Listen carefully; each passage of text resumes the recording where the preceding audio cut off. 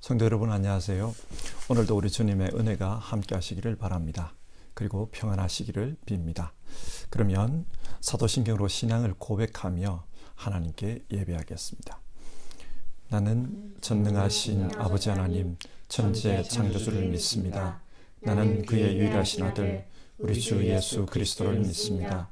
그는 성령으로 잉태되어 동정녀 마리아에게서 나시고 본디오 빌라도에게 고난을 받아 십자가에 못 박혀 죽으시고 장사된 지 사흘 만에 죽은 자 가운데서 다시 살아나셨으며 하늘에 오르시어 전능하신 아버지 하나님 우편에 앉아 계시다가 거기로부터 살아있는 자와 죽은 자를 심판하러 오십니다.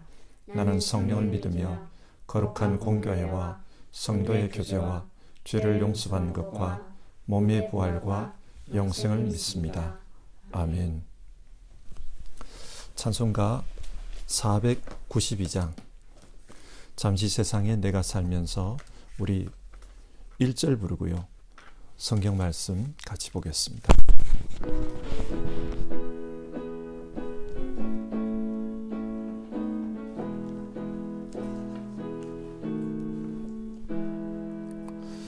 잠시 세상에 내가 살면서 항상 찬송 부르다가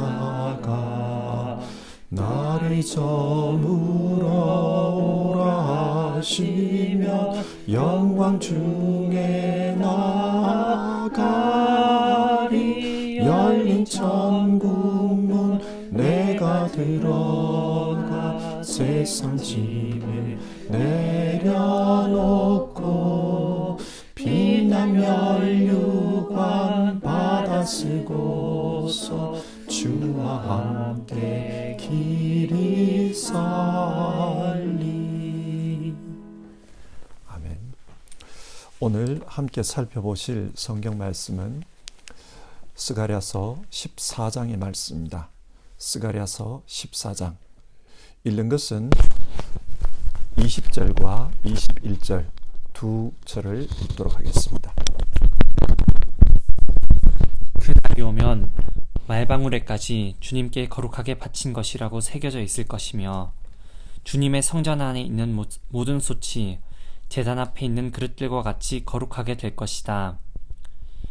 예루살렘과 유다에 있는 모든 솥도 만군의 주님께 거룩하게 바친 것이 되어 제사를 드리는 사람들이 와서 그 솥에 제물고기를 삶을 것이다. 그 날이 오면 만군의 주님의 성전 안에 다시는 상인들은 없을 것이다. 아멘.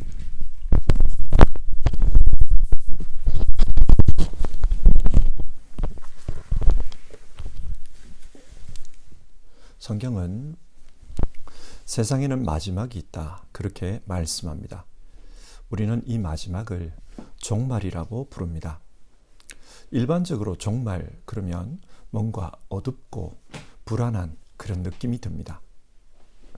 한 개인의 삶에도 종말이 있습니다. 우리는 그것을 죽음이라고 합니다. 죽음. 무섭고 우울한 생각이 먼저 듭니다. 그러나 성경이 말하는 종말은 일반적인 의미의 종말과는 좀 다릅니다. 어떻게 다른가? 성경의 종말은 마지막이라는 의미도 있지만 완성이라는 의미가 있습니다. 하나님께서 이 땅의 역사를 완성하시는 날, 그날이 종말입니다. 성경은 예수님께서 이 땅에 다시 오시는 그날, 그날이 마지막 날, 종말이라고 합니다. 예수님께서 이 땅에 다시 오시면 우리 개인의 인생에 회복이 일어납니다. 죽은 자들이 다시 살아나 부활할 것입니다. 그리고 우리 역사에도 회복이 일어날 것입니다.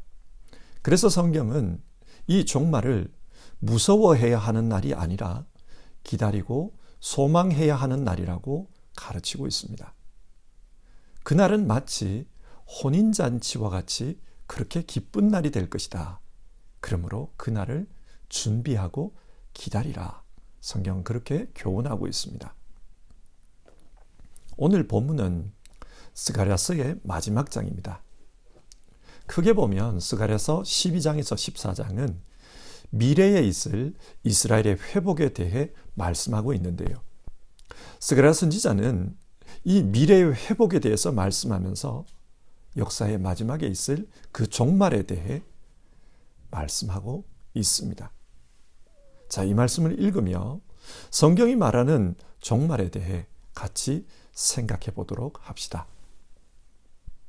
스가랴서 14장 1절에서 6절은 예루살렘을 둘러싼 전쟁 이야기입니다. 이 전쟁은 주님의 날과 연관이 있습니다. 1절을 보십시오. 주님의 날이 온다. 성경이 말하는 주님의 날은 종말과 연관이 있습니다. 그러니까 마지막에 있을 한 전쟁에 대해서 지금 이야기하면서 오늘 말씀을 시작하고 있는 겁니다. 이 전쟁은 이방인들이 연합해서 예루살렘을 점령하기 위해 쳐들어온 그런 전쟁입니다. 그런데 2절을 보면 이 전쟁은 하나님께서 계획하신 전쟁이다. 그렇게 말합니다. 2절을 보십시오. 내가 모든 이방 나라를 모아서 예루살렘과 싸우게 하겠다. 여기서 모은다 이 말은요, 마치 한 해 농사가 끝난 다음 모든 수확물을 모아서 타작하는 것과 같은 그런 뉘앙스를 가진 말입니다. 성경은 종종 종말을 타작마당으로 비유하지 않습니까? 그래서 알곡은 모아 곡간에 들이고 쭉정이는 모아 불에 태우듯이 하나님께서 이 전쟁을 통해 종말의 심판을 계획하고 계시는 것입니다. 그러면 이 전쟁의 결과 어떻게 된다고 합니까? 처음에는 예루살렘이 이 전쟁에 패해요. 그래서 도성이 함락되고 많은 재물을 약탈당합니다. 뿐만 아니라 주민의 절반이 사로잡혀 갑니다. 큰 어려움을 당합니다. 이 땅의 마지막이 오기 전 하나님의 백성들에게 큰 어려움이 있을 것이다. 성경은 지금 그 말을 하고 있는데 이와 똑같은 내용의 말씀이 요한 계시록에도 나옵니다. 세상의 마지막이 올 때, 주님의 임재가 가까울 때 그때 큰 어려움이 있을 것이다. 그렇게 말씀합니다. 그런데 이런 상황에서 하나님이 이 전쟁에 개입하십니다. 3절을 보시면 주님께서 나아가셔서 이방 사람들과 싸우실 것이다. 하나님께서 이 전쟁에서 싸워주십니다. 그 결과 어떤 일이 벌어지는가? 주의 백성들에게 큰 구원이 임합니다. 4절을 보시면 하나님께서 예루살렘 동쪽 감람산 올리브산에 임하시는 장면이 나옵니다. 하나님께서 임하신다. 하나님의 임재, 이것이 성경이 말하는 종말입니다. 주님이 이 땅에 오신다. 그게 종말입니다. 성경은 하나님의 임재 장면을 마치 사람이 어딘가를 두 발로 딛고 서 있는 것처럼 그렇게 묘사합니다. 여러분, 이것이 무엇을 의미할까요? 하나님께서 두 발을 딛고 서 계시는 곳, 성경은 그곳이 우주의 중심이라고 말합니다. 하나님께서 예루살렘에 임재하셨다. 이 말은 이 예루살렘이 하나님 나라의 중심이라는 뜻입니다. 참고로 이스라엘 사람들은 4절 말씀을 문자 그대로 믿기 때문에 마지막 때에 감람산에 하나님이 임재하신다. 그렇게 생각해요. 그래서 그때에 제일 먼저 부활하기 위해 지금 예루살렘에 가보면 이 감람산에 공동묘지가 조성되어 있는 것을 볼 수 있습니다. 그러나 우리는 이 4절 말씀을 하나님께서 장소적으로 예루살렘에 임재하신다. 그렇게 해석할 필요는 없습니다. 왜 그런가? 예루살렘은 하나님의 집, 성전이 있는 곳이고 그 성전은 예수님, 그리고 예수님의 몸인 교회를 상징하기 때문입니다. 따라서 하나님은 자기 백성 가운데 임재하신다. 그렇게 이해하는 것이 더 좋을 것 같습니다. 하나님께서 자기 백성 가운데 임재하십니다. 그런데 하나님이 임재하실 때 그 백성은 어떤 모습입니까? 우리가 앞에서 보았지만 세상의 원수들에게 침략을 당해서 처참한 모습으로 그렇게 고난받고 있습니다. 사람들에게 억눌리고 큰 박해를 받는 그런 모습입니다. 요한계시록을 보면 예수님께서 이 땅에 다시 오실 때 하나님의 백성, 즉 교회가 어떤 모습이라고 합니까? 원수 마귀가 난동을 부립니다. 그리고 그 마귀와의 영적 싸움에서 교회가 큰 어려움을 당해요. 많은 어려움을 당합니다. 무슨 말입니까? 이 세상에서 믿음으로 산다는 것은 이런 어려움이 있을 것이다. 그에 대한 각오가 있어야 된다는 말입니다. 그 어려움이 영적인 것이든 세상적인 것이든 혹은 심적인 것이든 이 세상에서 믿음으로 산다는 것은 많은 어려움이 동반되는 일입니다. 그렇기 때문에 마태복음 24장 13절에서 예수님은 끝까지 견디는 사람은 구원을 얻을 것이다. 그렇게 말씀하셨습니다. 그리고 요한계시록 2장 10절에서는 죽도록 충성하여라. 그리하면 내가 생명의 면류관을 너에게 주겠다. 그렇게 말씀하셨습니다. 예수님은 이 종말에 대해서 말씀하시면서 종말에는 어려움이 있으니까 끝까지 견뎌야 된다. 어렵다고 포기하면 안 된다. 끝까지 견뎌야 된다. 어렵다고 실족하면 안 된다. 끝까지 충성해야 한다. 그러면 생명의 면류관을 얻을 것이다. 우리에게 그것을 말씀해 주셨습니다. 우리에게 인내하라고 하십니다. 그리고 우리에게 끝까지 신실하게 신앙을 지켜라. 충성하라고 말씀하십니다. 자, 다시 본문으로 돌아가겠습니다. 이렇게 하나님이 이 땅에 임하시면 그때 어떤 일이 벌어집니까? 이 세상에 큰 변화가 일어납니다. 6절을 보면 햇빛도 달빛도 없어진다고 합니다. 그리고 7절 밤이 없고 대낮만 계속된다. 그렇게 말합니다. 무슨 말인가? 하나님의 새로운 창조가 이 땅에 이루어진다는 뜻입니다. 요한계시록을 보면 마지막 때에 주님께서 이 땅에 다시 오실 때에 새 하늘과 새 땅이 하늘로부터 내려온다. 그렇게 말하고 있지 않습니까? 그리고 그때가 되면 주님께서 빛이 되어주셔서 비추기 때문에 해와 달이 그 하나님의 집에서는 필요가 없다는 말도 나옵니다. 새 하늘과 새 땅이 임할 때 하나님의 새 창조가 이루어집니다. 요한계시록 21장 5절의 말씀인데요. 보라, 내가 만물을 새롭게 하노라. 하나님께서 만물을 새롭게 하십니다. 그 이야기가 지금 5절부터 7절까지 나오고 있습니다. 그리고 8절을 보면 예루살렘에서 생수가 솟아나와 동서로 흘러갈 것이라는 말이 나옵니다. 이 생수가 뭘까? 예레미야서 2장은 여호와 하나님이 생수라는 말이 나옵니다. 그리고 요한복음 7장에서는 예수님께서 말씀하시기를 목마른 사람은 다 내게로 와서 마셔라. 나를 믿는 사람은 성경이 말한 바와 같이 그 배에서 생수가 강물처럼 흘러나올 것이다. 그렇게 말씀하셨습니다. 그리고 그 생수란 예수님을 믿는 사람들이 받게 될 성령을 가리킨다. 성경은 직접적으로 그렇게 해석해 줍니다. 하나님께서 이 땅에 임재하시면 하나님의 영이 충만하게 임할 것입니다. 우리 모두에게 성령이 충만하게 임할 것입니다. 그리고 그 성령은 생명의 영이기 때문에 우리는 영원히 살게 될 것이다. 그 말씀입니다.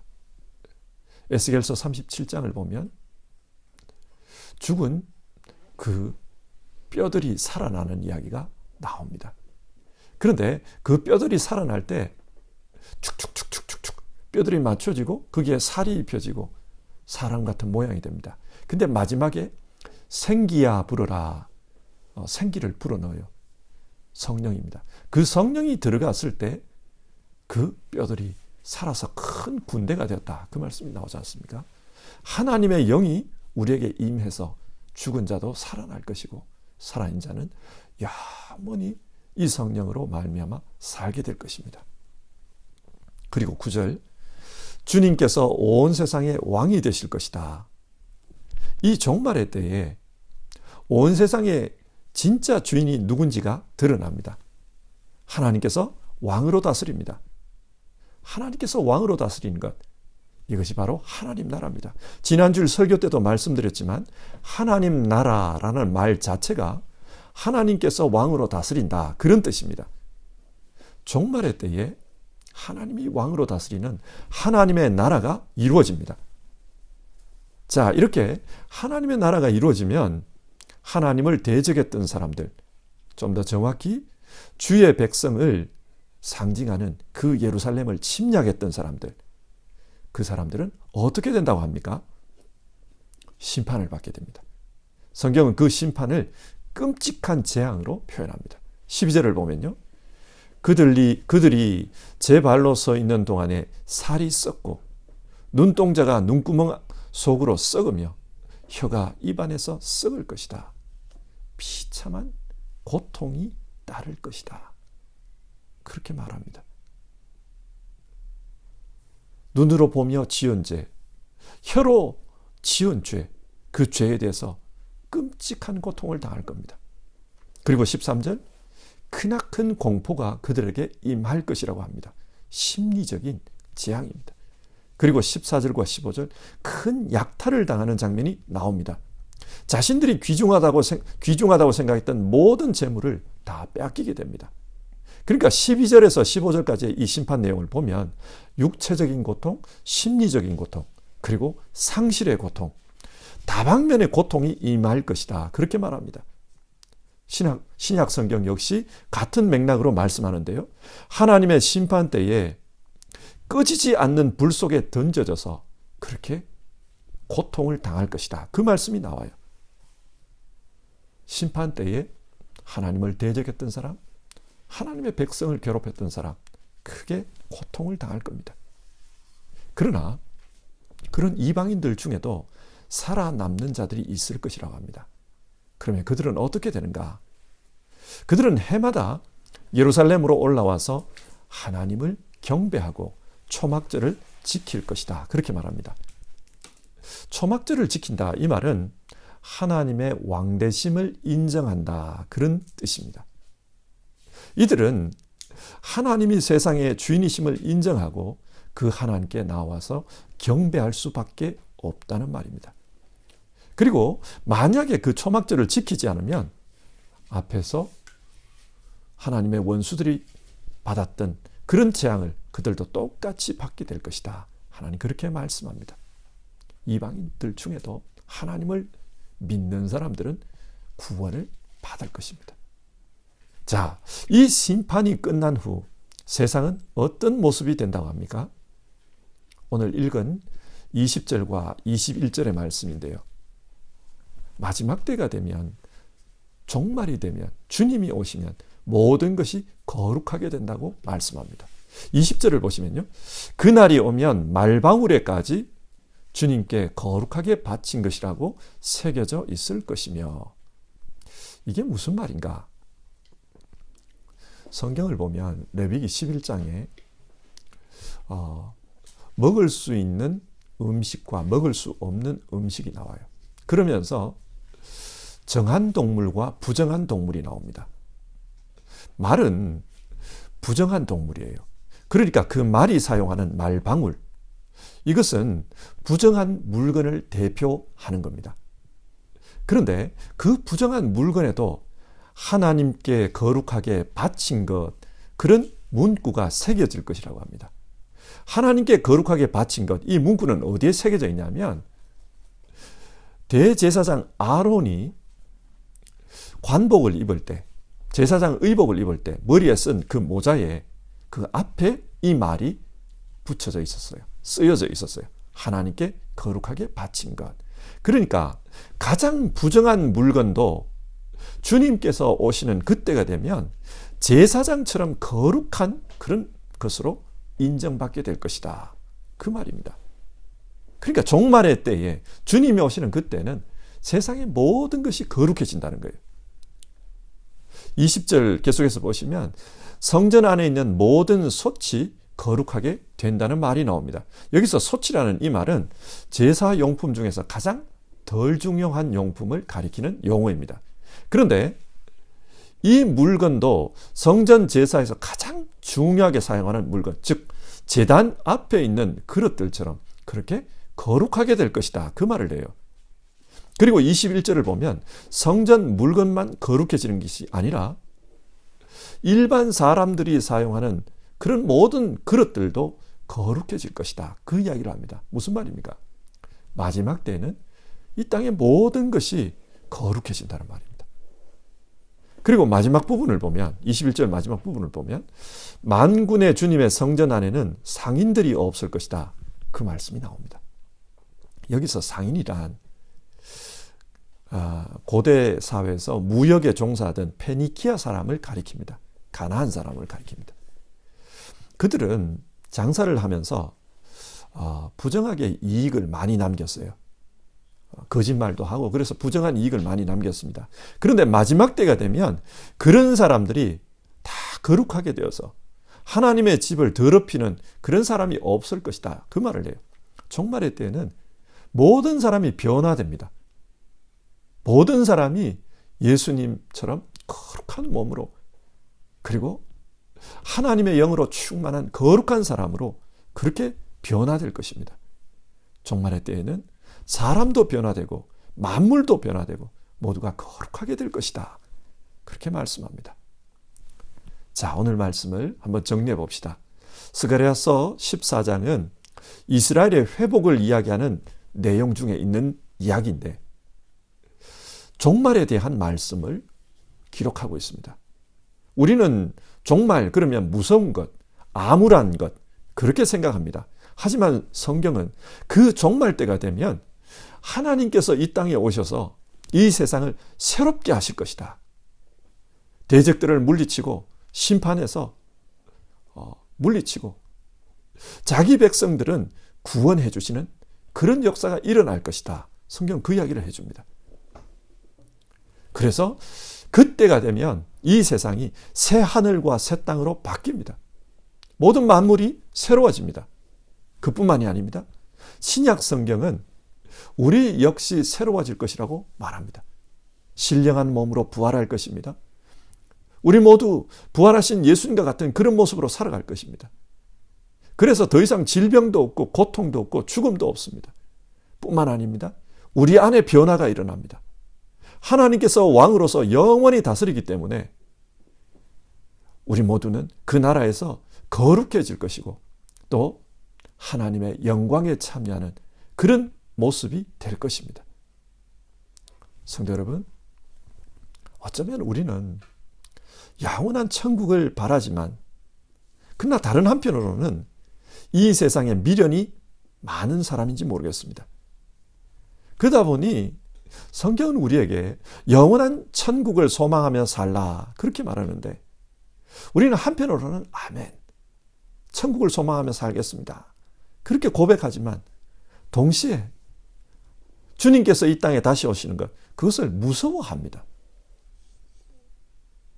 오늘 성경은 주님께서 이 땅에 다시 오시는 것은 이 땅의 역사를 완성하기 위해서 오시는 것이다.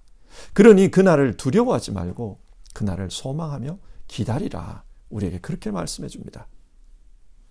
우리가 가끔 삶이 힘들고 어려울 때 허리를 펴서 하늘을 쳐다보지 않습니까?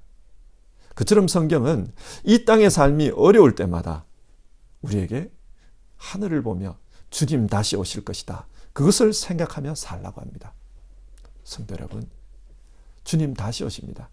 그리고 새 하늘과 새 땅이 임할 것입니다. 그곳에서 우리는 영원히 하나님의 영광에 참여해서 거룩한 모습으로 살아갈 것입니다. 그것을 믿으며 우리 모두 살아갑시다. 492장 잠시 세상에 내가 살면서 우리 3절 같이 부르고 기도하겠습니다.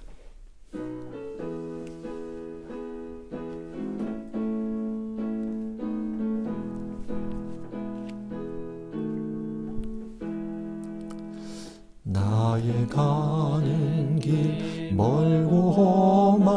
바라며 산은 높고 골은 깊어 고난 나의 몸 쉴 곳 없어도 복된 날이 밝아오리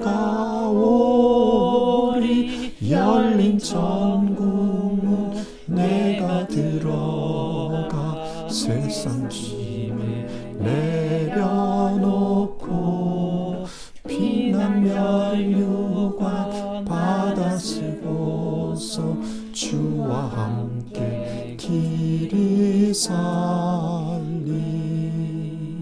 아멘. 오늘 말씀을 생각하면서 우리 같이 기도합시다. 하나님, 이 땅에 살지만 우리 모두는 하나님 나라 백성임을 기억하며 살게 없소서. 하나님, 이 땅에 살면서 힘들 때마다 성경이 말씀하는 하나님 나라를 소망하며 살게 하옵소서.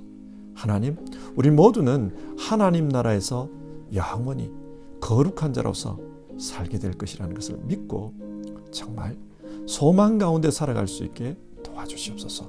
우리 그렇게 기도해 봅시다.